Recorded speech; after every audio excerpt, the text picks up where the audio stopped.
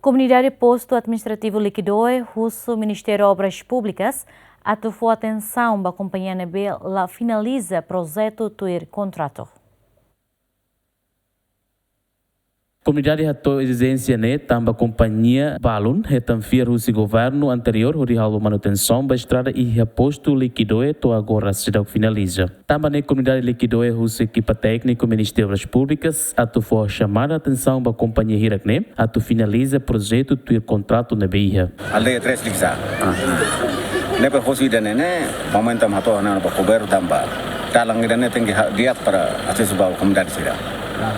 Tambah ini kan terada maklarung akses sekolah bawah sira. Komunidade sira tu badili mai be talang nadia.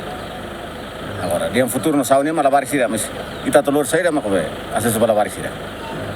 Kita tem que fazer no projeto nem pela akses sekolah baris sira para futuro nini.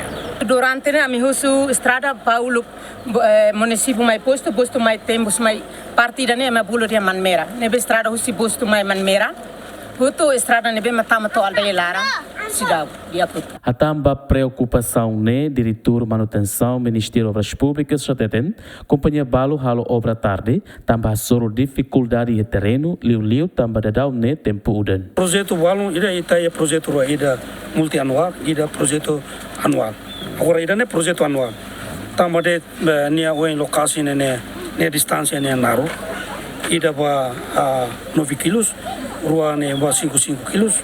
Então halo que a companhia tem que halo mobilização tem que lá vamos.